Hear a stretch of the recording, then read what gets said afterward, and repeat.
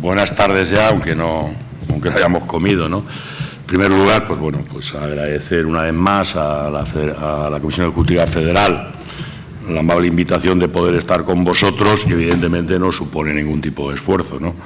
Sino al contrario, ¿no? Siempre es gratificante pues poder estar y sobre todo conocer vuestras opiniones y vuestras preocupaciones y también vuestras alternativas.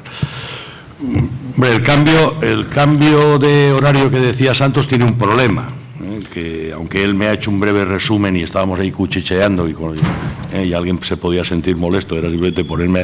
Es que yo, en mis palabras, reitere algunos de los argumentos que Santos haya planteado con anterioridad.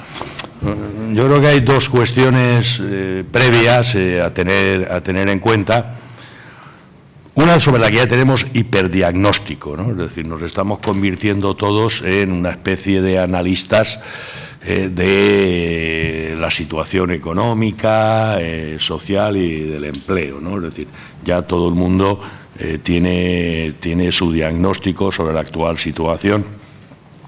Por lo tanto, yo no voy a tener necesidad de profundizar en esa primera parte, simplemente plantear algunos rasgos característicos, sobre todo para tenernos claro en nuestra acción sindical cotidiana, ¿no? Es decir, que serían básicamente tres cuestiones para un poco poder orientar nuestro trabajo en los sectores y en las empresas.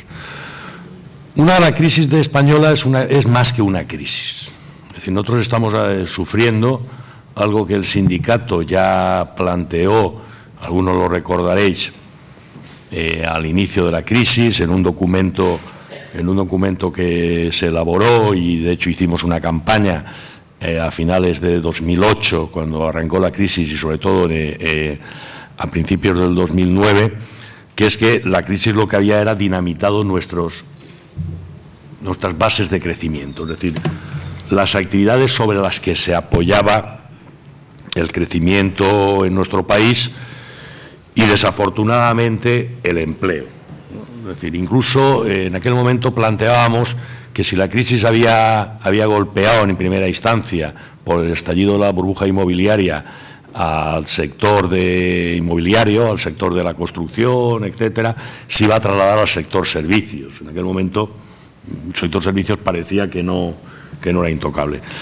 Entonces, los dos sectores o las dos actividades son las que han estallado, porque el modelo de crecimiento que teníamos estaba basado en una operación muy simple, que era el bajo coste del dinero y los retornos que venían rápidos en el sector inmobiliario y en el sector servicios por el alto grado de consumo que se estaba produciendo por la combinación del efecto empleo y también el bajo coste del dinero vía crédito. Yo creo que es un primer elemento que tenemos que tener en cuenta para buscar alternativas y salidas.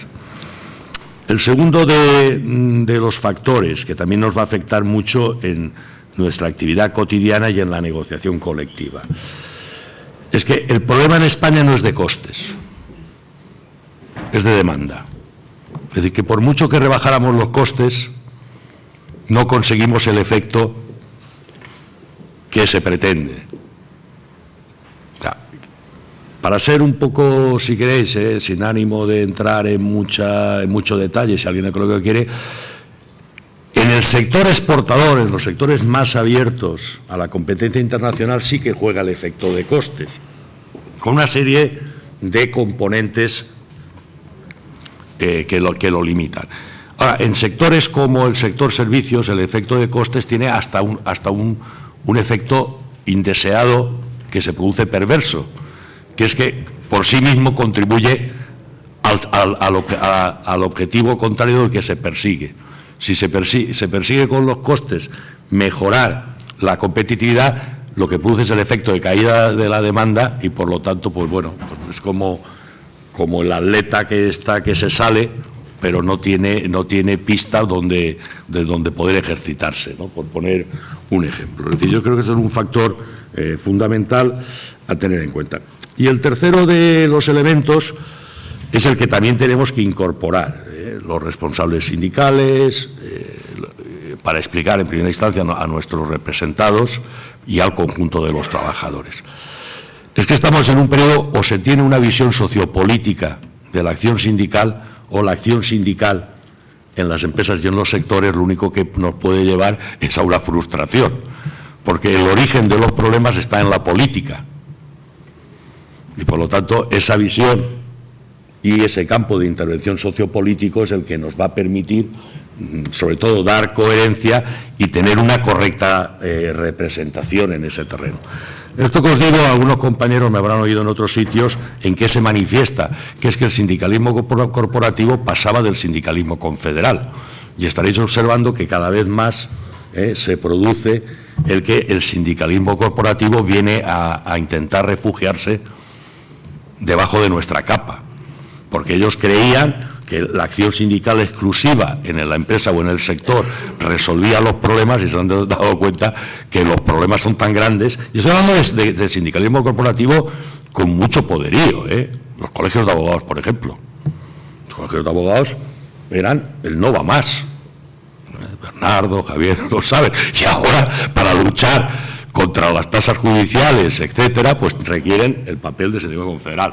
O lo veréis en sectores pues, que próximamente compartiréis la misma Casa Federal, en Iberia, con el SEPLA, etcétera. No os planteo sindicalismo corporativo que padecéis con él, porque ese lo conocéis 1000 veces mejor que yo, el de los sectores de grandes almacenes, etcétera, en ese terreno. Bueno, pues de ahí, de esa dimensión política, es la que tenemos que también utilizar cara a nuestra acción sindical y en la negociación colectiva. ¿Por qué? Porque hay tres, ya os he planteado 3 elementos, os planteo 3 más. Uno, el proceso que el sindicalismo confederal hemos desarrollado en los últimos 2 años, por no remitirme, han dicho una referencia al inicio de la crisis.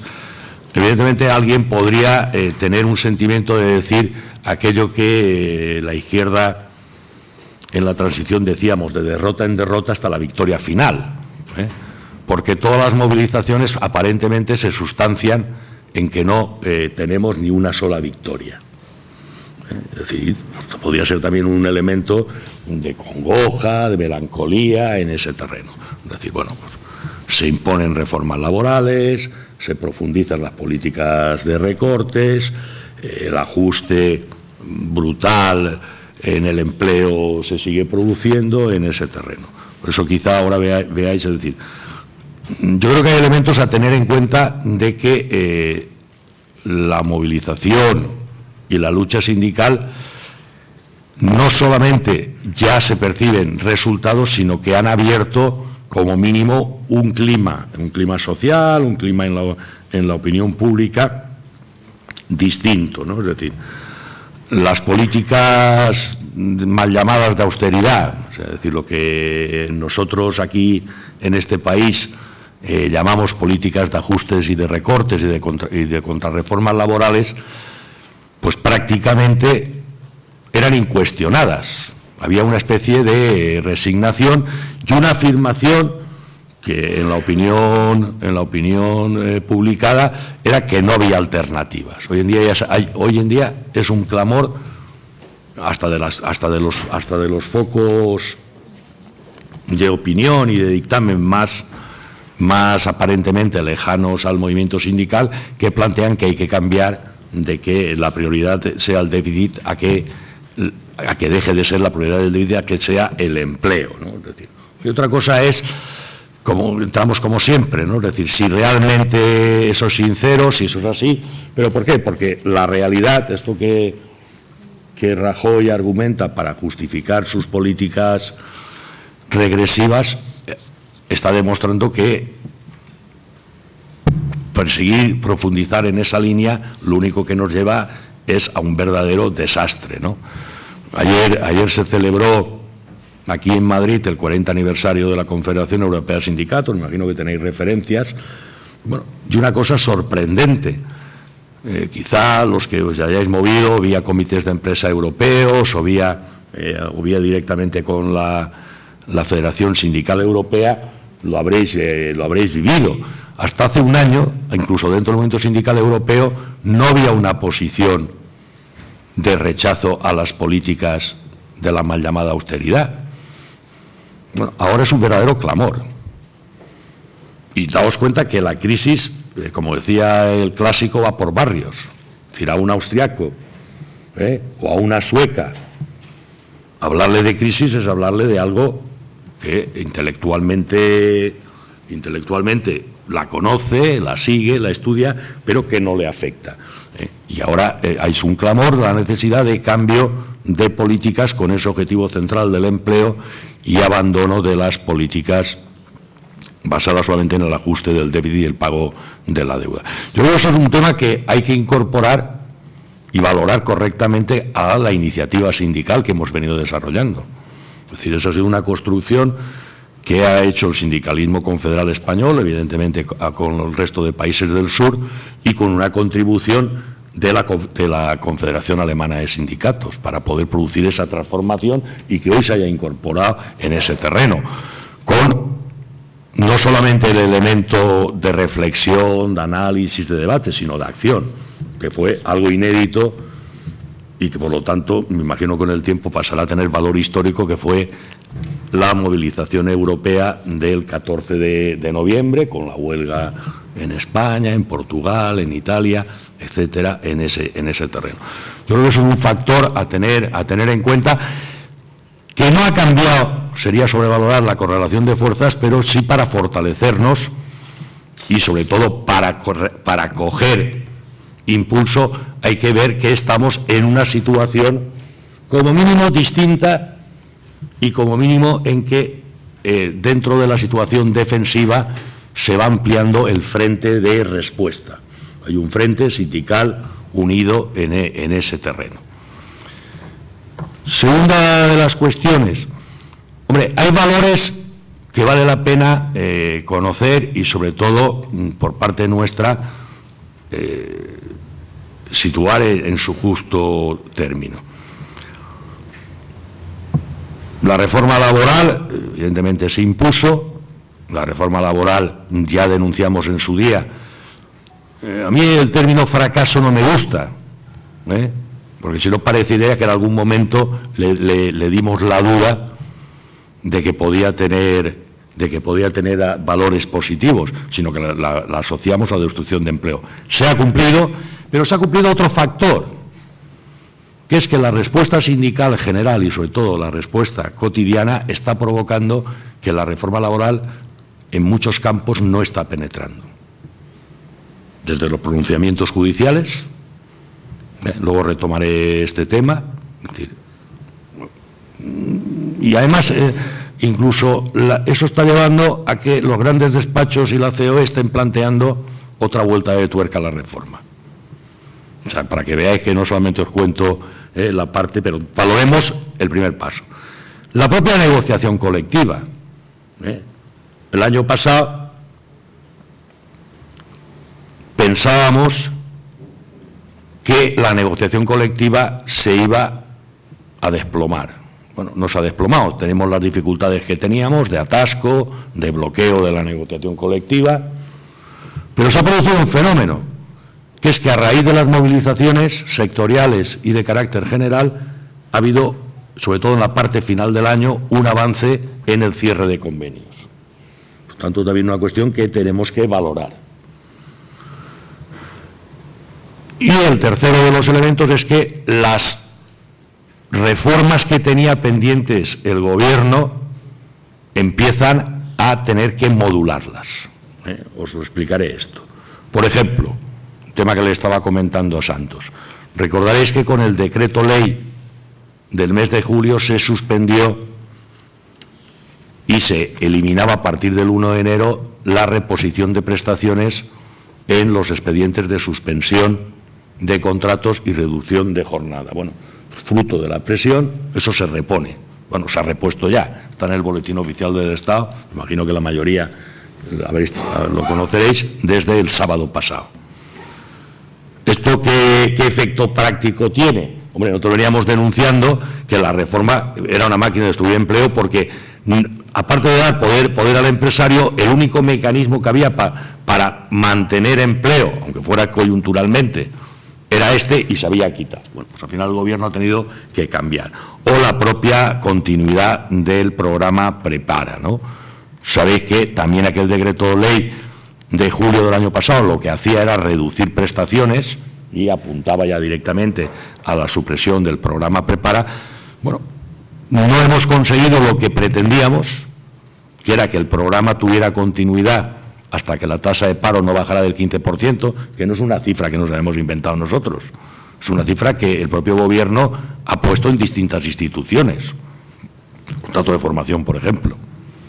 Bueno, pues se ha quedado en el 20%, es insuficiente, pero como dice alguien, dice, para llegar al 15 hay que pasar por el 20, estamos en el 26 y pico de tasa de paro.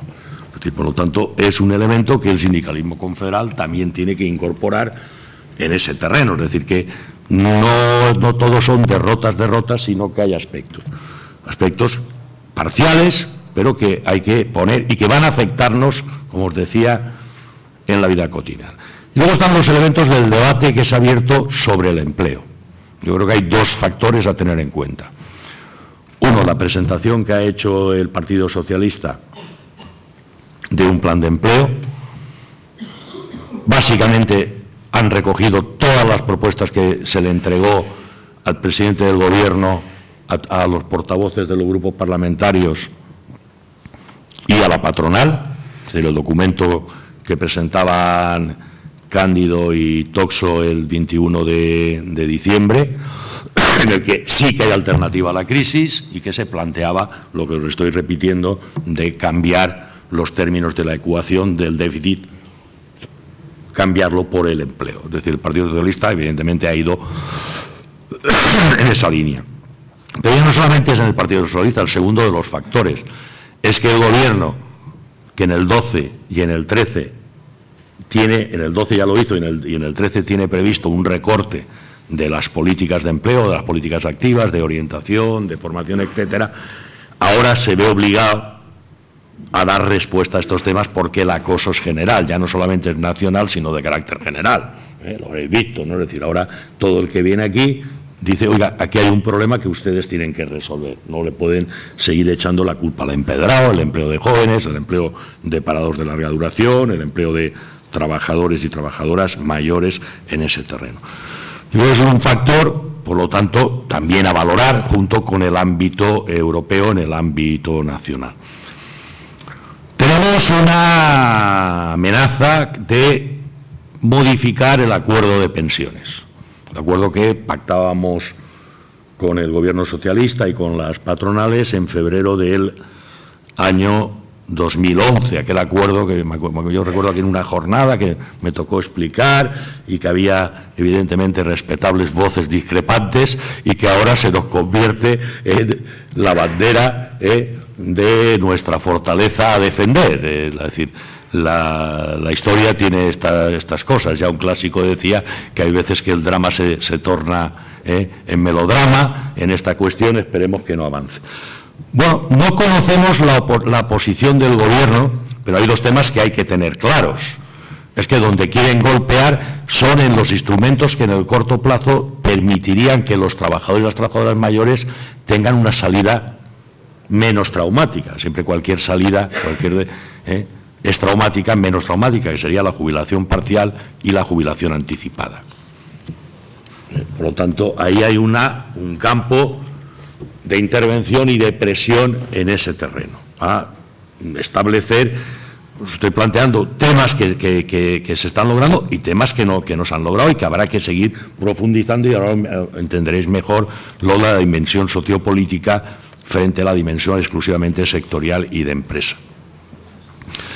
En ese ámbito es el que la negociación colectiva la estamos afrontando. Yo, en primer lugar, creo que vale la pena hacer un reconocimiento a todos los compañeros y a todas las compañeras de las federaciones, ya que la negociación colectiva es una responsabilidad exclusiva de las federaciones. Yo eso no me canso de decirlo. Y dentro de esto, que sería un tema general, a los compañeros y las compañeras que están afrontando la defensa de uno de los derechos fundamentales que tenemos, pero es que es un derecho determinante en nuestro sistema de relaciones laborales. Si os dais cuenta, todos los ataques de la derecha y de los ultraliberales, ¿hacia dónde van? A cargarse la negociación colectiva. Ya no solamente en el aspecto jurídico, sino en lo que tiene de elemento de conquista democrática y como reconocimiento expreso de la organización de los trabajadores frente a los empresarios. Ese es el gran objetivo, ¿no? Es decir, yo siempre repito un tema, que sobre todo para la gente más joven. La Unión General de Trabajadores nació cuando asociarse para reivindicar mejora de jornada, mejora de condiciones y mejora de salarios era un delito tipificado en el Código Penal. Era asociarse para alterar el precio de las cosas. Es decir, que los ultraliberales del siglo XXI son exactamente los mismos que los neoliberales del siglo XX y los liberales del siglo XIX. Por lo tanto, el valor que tiene estar defendiendo ese papel regulador y protector que tiene la negociación colectiva. ¿La reforma ha debilitado la negociación colectiva? Sí, pero con la reforma y pese a la reforma se puede seguir defendiendo ese papel regulador y protector. Lo estáis viendo en las jornadas, por lo tanto no voy a abusar, pero sí daros algunos rasgos en ese terreno. Me lo comentaba Santos, que lo ha dicho al principio.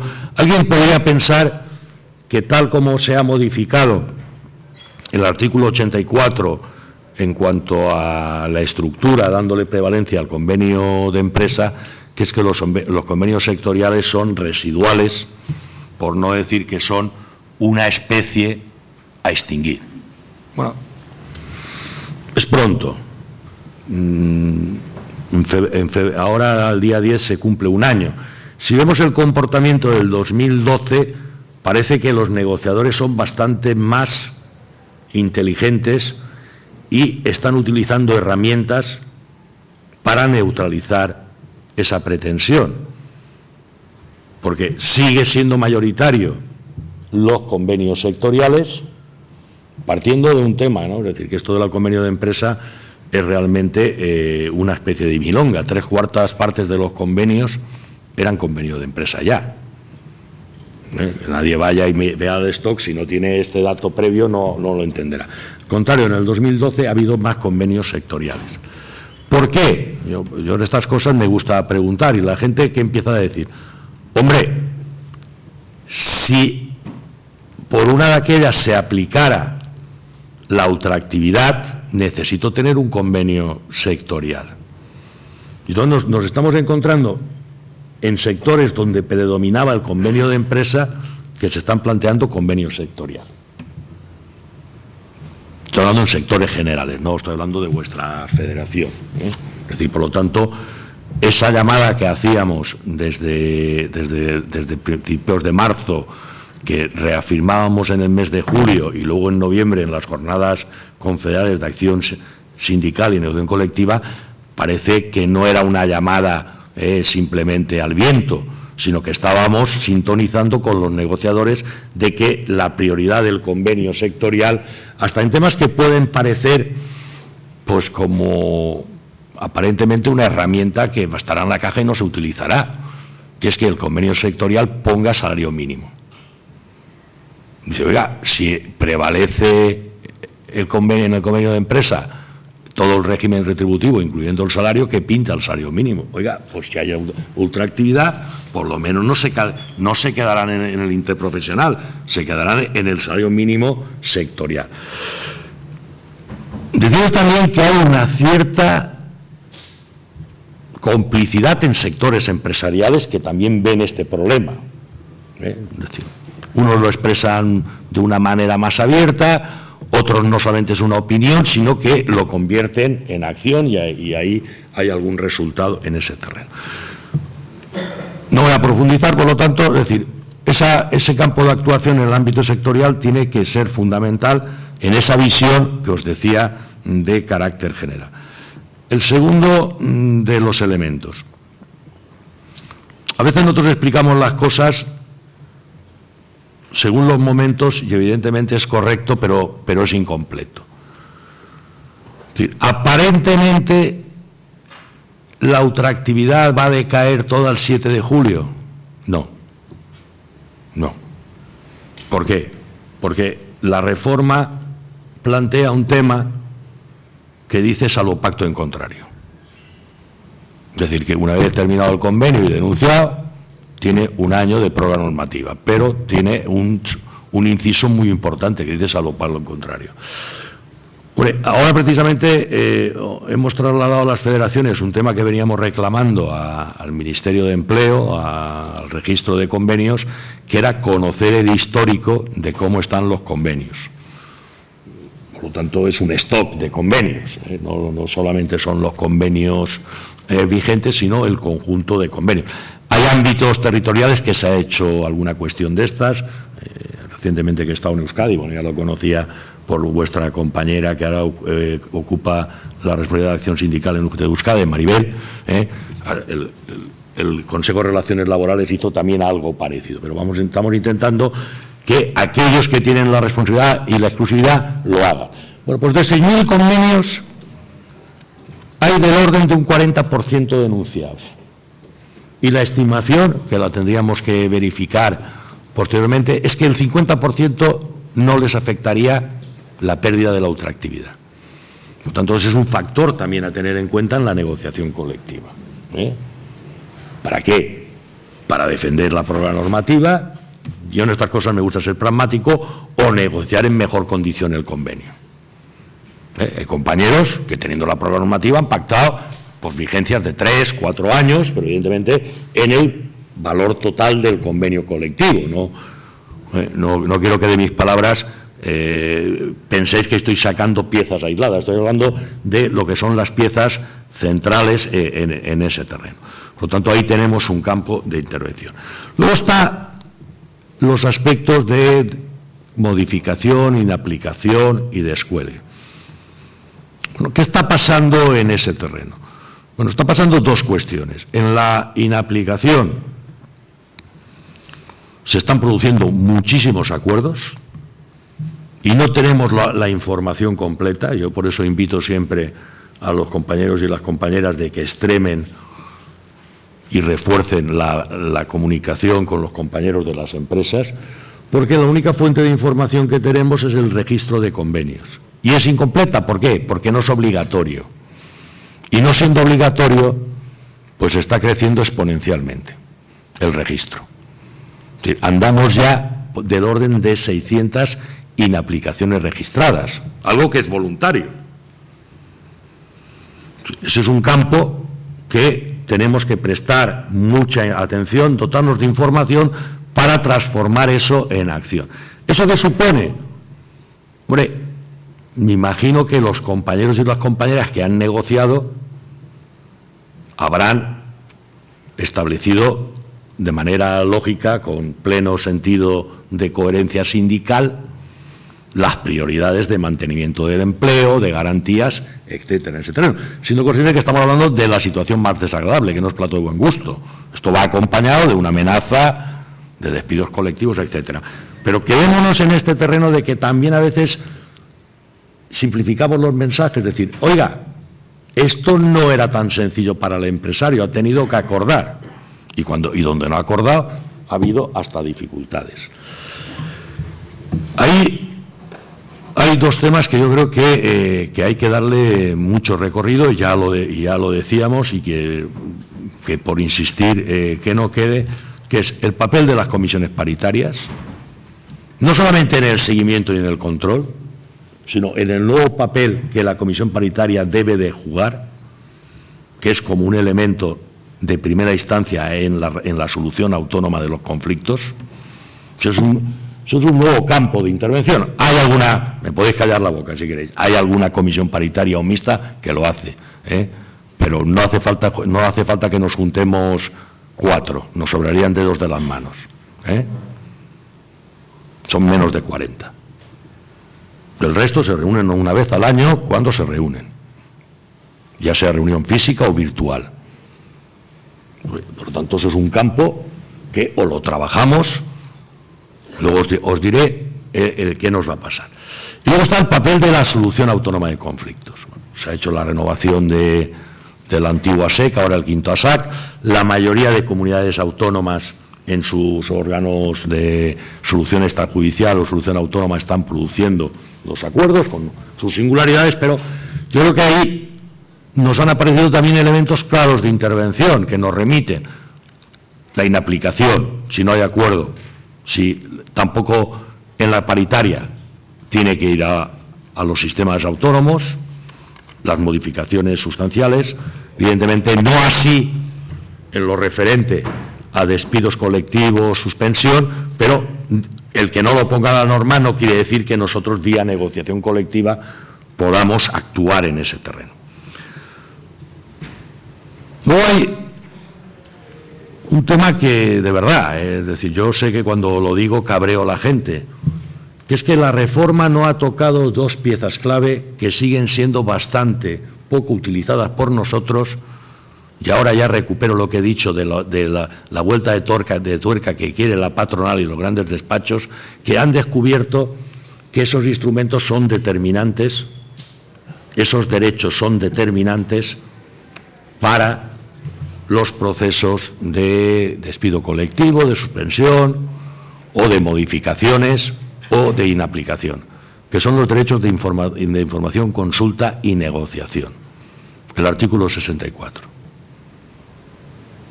Ese artículo que está ahí, yo creo que todos lo habéis leído, todos tenéis una idea precisa y clara de qué es, pero que en el sistema de nuestro país pues no se utilizaba, porque aquí nuestro sistema era, aquí negociamos y ¿para qué queremos conocer? Ya nos lo dicen en la mesa, no hacemos políticas de seguimiento periódico de la empresa. Ese artículo prevé la misma información que al Consejo de Administración, Y seguro que aquí estoy quedando como un marciano. Todas las empresas en las que tenemos presencia sindical, trimestralmente examináis esa documentación, lo convertís eso en acción ante la empresa, de seguimiento del empleo, de la subcontratación, de las previsiones de inversiones de la empresa, de la apertura de nuevos centros. Por lo tanto, os pido disculpas, es decir, pero ese es el problema que tenemos los que estamos en una dimensión un poco astral, que cuando llegamos a las que estáis pegados en los sectores, pues decimos cosas un poco fuera de lugar. Si a alguien le sirve esto para que se lea el artículo 64 mientras esté en vigor, recupero lo de los procedimientos que están los jueces echando abajo porque no se ha cumplido el procedimiento, no se han cumplido las formas, fundamentalmente es por este tema, porque no se ha informado, no se ha hecho el proceso de consultas o porque se ha incumplido el deber de negociar. Esta es una de las piezas centrales de nuestra acción sindical en la negociación colectiva en sentido amplio, no exclusivamente en el convenio colectivo. O aprendemos a utilizar estas metodologías y estas herramientas que hoy por hoy están, o nos va a ir mal. Y sobre todo no es que a nosotros nos vaya mal, a los que nosotros servimos, a los trabajadores. Porque tendrán unos representantes que se han quedado con un reglamento que no tiene nada que ver con el actual. Oiga, hoy el reglamento es otro. Como se han dado cuenta de ese fallo, por eso están planteando la modificación de este tema. ¿Verdad? Luego, si queréis, en el coloquio que lo retomo, tiene complejidades, si lo quieren reformar, porque esto deriva de una conquista del movimiento sindical europeo con una directiva marco de información y consulta, con otra de despidos colectivos. Y tiene elementos que precisamente nuestra norma va por encima de la europea, de algo que acaba de aprobar el Parlamento Europeo ahora sobre reestructuraciones empresariales. Y por lo tanto, en ese terreno. Segunda de las piezas que os decía que tampoco han tocado, la Ley Orgánica de Libertad Sindical. La reforma socialista dio categoría a las comisiones ad hoc, que solamente existían recordáis, para los expedientes. La reforma del PP ha ido en todo, evidentemente, no en este tema, en todo más allá, pero ninguna ha tocado la Ley Orgánica de la Libertad Sindical. Y esta es una herramienta fundamental. ¿Para qué? Por la vía de la sindicalización, combatir dos temas: las comisiones ad hoc y los sindicatos amarillosos de la empresa. Otra vez os pido disculpas, tenemos sindicalizadas todas las empresas donde es susceptible de sindicalizar. En todas tenemos sección sindical, en todas ejercemos algo que no se ha modificado aún hoy de la Ley de Jurisdicción Social, que es que el sindicato puede personarse en los procesos de los trabajadores. Tened en cuenta que de momento en el anteproyecto de justicia gratuita nos la sigue respetando a los sindicatos y a la representación unitaria. Entenderéis que no estoy hablando de literatura, estoy hablando de temas centrales que tenemos también aquí que aprender a trabajar sobre ellos, ¿no? No voy más allá. Es decir, ¿esto qué significa? Pues hasta la empresa más pequeña se puede montar una sección sindical, hasta la empresa más pequeña, y no hay representación, pero a partir de ahí el sindicato puede contrarrestar la comisión, vamos, es que a mí lo de comisión ad hoc me lo pegan los abogados, yo le llamo la comisión empresarial, la comisión empresarial o el sindicalismo amarillo, donde no estamos, y es una manera de meter cabeza y hacer la función de afiliación y de representación. Concluyo este repaso, me he dejado muchos de los aspectos, con dos reflexiones finales. En este periodo, evidentemente, el problema de los salarios va a ir a más, es decir, el ataque a las reducciones salariales va a ir a más, el ataque pasa por sacar de la negociación colectiva a cada vez más gente, porque incluso la brutalidad que se os está presentando en el convenio de grandes almacenes, la patronal no quiere quedarse ahí, la patronal quiere sacar a los cuadros y a los profesionales del convenio y a los jóvenes. Claro, y no tener que hacer el ejercicio de tener que sacarlo en un convenio colectivo, quiere que se lo den en la norma. Por lo tanto, el valor del convenio está más ya en los procedimientos que en el propio contenido.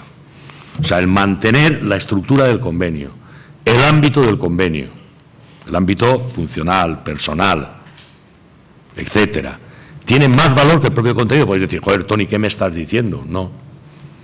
Mira, los salarios podrán bajar, pero los salarios se recuperan.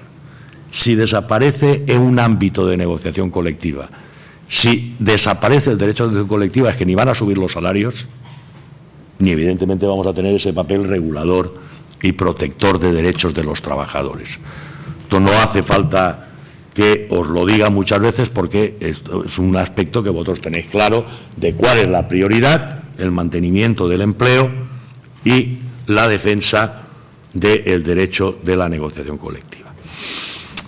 Y luego la parte final, la segunda de las cuestiones, que para mí es la parte final y que es una parte aburrida, muy aburrida.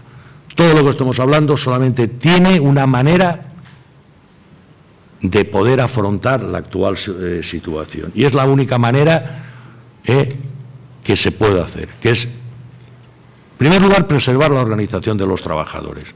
Si os dais cuenta, todos los ataques de la derecha, ¿a dónde van? A cuestionar el papel de los sindicatos, a que los trabajadores se organicen. Que los trabajadores estén organizados, porque evidentemente, si los trabajadores están organizados, aunque tengan el poder político, la clase dominante tiene un problema, que tiene conflictividad, tiene voces que se expresan, como os comentaba anteriormente. ¿Y cómo se preserva la organización de los trabajadores? Pues eso es muy aburrido, de dos maneras: afiliación y representación. Es decir, no va a haber negociación colectiva si no tenemos representación. Os voy a contar lo que pasa en grandes almacenes, que lo conocéis mejor que yo. No es lo mismo tener X que tener 3X, o 4X, o 5X. Es decir, por lo tanto, también hay que marcarse las prioridades. La mejor manera de preparar la negociación colectiva es combinar la elaboración, el análisis, el estudio de las propuestas, de las alternativas, con un plan de implantación sindical, de afiliación y representación. Es decir, la cuenta de resultados del sindicato se mide de una sola manera, ¿eh? Tenemos cuenta de resultados, que se llama negociación colectiva, afiliación y representación. Es decir, hemos caído en una etapa que la crisis, como a todos nos ha afectado, que pensábamos que la cuenta de resultados del sindicato eran los programas, los planes de X, los planes de Z, y creíamos que por ahí iba. Eso nos está generando las dificultades que nos está generando. O resituamos en algo que nunca teníamos que haber abandonado, es decir, cuenta de resultados. Negociación colectiva, porque tiene ese papel protector y regulador, afiliación y representación. Y estos son un poco los temas que yo os quería comentar. Creo que tenemos un buen ratito hasta las 2 y pico para hablar, ¿no? Sí.